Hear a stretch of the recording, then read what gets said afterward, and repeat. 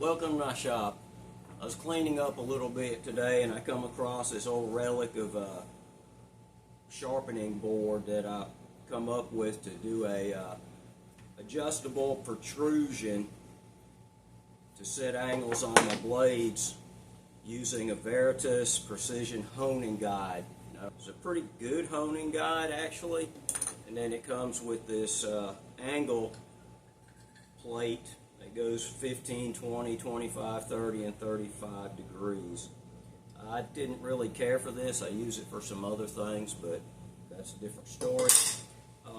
But the main issue I had with this honing guide was keeping the blade 90 degrees to that wheel so you have a square edge.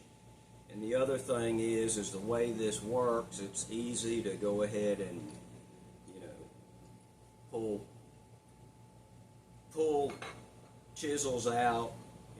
So my preference is to still use my freestyle edge sharpening system, but I just took this out playing around with it since I found it, and it spawned some memories of the past, and I wanted to see how well this worked. And if you're one of the people that insists that a sharpening jig needs to be a big hunk of metal, that you can ring down on that and make sure that thing's clamped in tight and don't want to give that up, I'll go over this. I'll show you some details on how to make this adjustable stop and give you some a tip on making this so that your blade won't wiggle around in there as you use it. So I'll pull this in, we'll show you some dimensions and close-ups on how this works. So here's the board.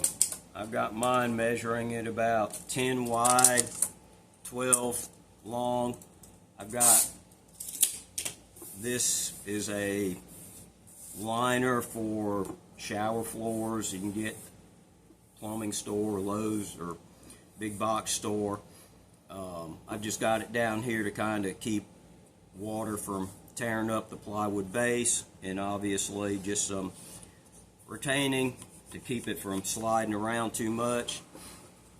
Here is my adjustable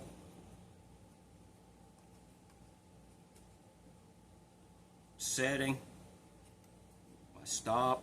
This is based on the you see the people with several different stops where they mark them for 25, 30, 35 degrees on up.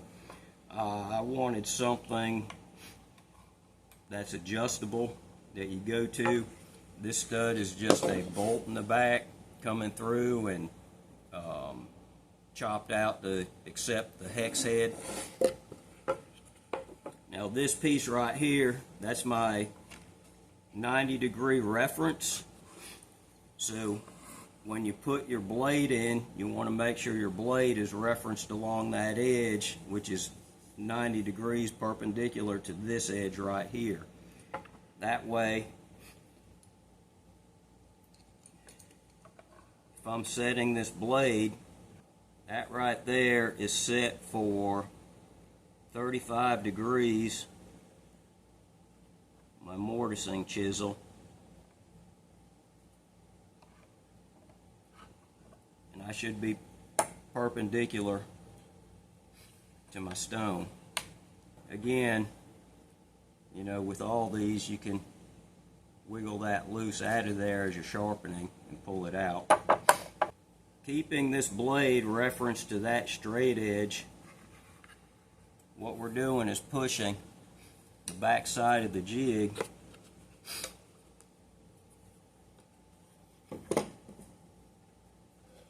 sorry for the difficulty, and keeping this jig referenced along the other straight edge. So that'll keep your blade perpendicular. Apparently when I did this, I was just using bench chisels and mortising chisels. So I've got 3 marks on here, but what we'll do is go ahead and set this up and mark it. So I've used my digital angle gauge, set this at 30 degrees. And what we're going to do is set the blade back in here bring that up, lock it down, making sure everything is parallel to this edge here.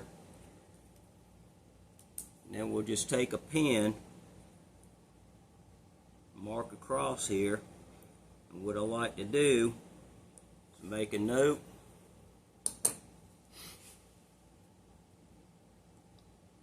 "30-degree plane." Now I double checked this blade. This is a Lie-Nielsen 62, which is considerably thicker than this blade. And when I used the same setting, I was like half a degree off, which I find to be acceptable for a reference. If it was 10 degrees off or 5 degrees off, I'd probably be concerned. You can make these references right here so they're always there at your station. We're going to try a little modification to try to hold your blades in place so they won't move around in there. To help hold things in here with the blades this is a Scotch 3M 130C linerless rubber splicing tape. It's an electrical product, and it works really well for gripping things. One side's got a little bit of an adhesive on it to hold it on there. So we'll put a little piece of that on there. So I've cut me a little square of that 3M rubber tape, and we'll make sure that I don't interfere with the front of that pad. I'm just going to stick it on here. Press it down. Now, let's see how we've done. Set my scale back on for my 1/4 inch mortise.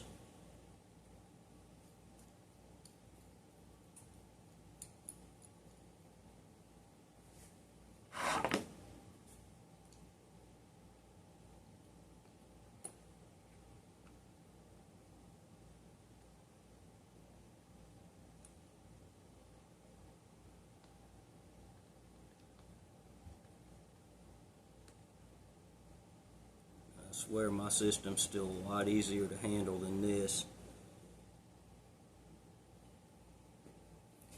I'm going to be honest with you folks, that's going to hold that darn thing in there no matter what you do. I'm putting a significant amount of pressure. You can still move it, but it holds it a lot better than just that metal plate.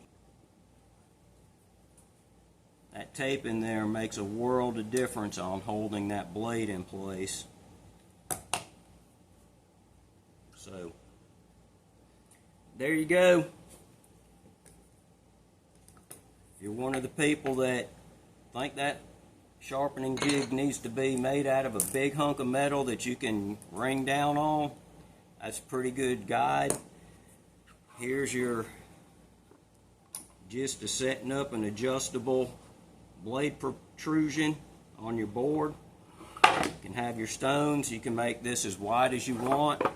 You set all 3 stones, 2 stones, whatever you're using in there. This stays out of the way. You don't have a whole row of different things, and you can, as you find a different tool that you want to sharpen to a specific angle, you can go ahead and mark it on here. Make a note. You can leave notes up at the top here on what tool you're using and what setting.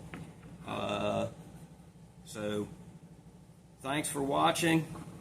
Again, my preference is to just use the freestyle edge. I can use it with all these other tools that other things won't work on. So there you go.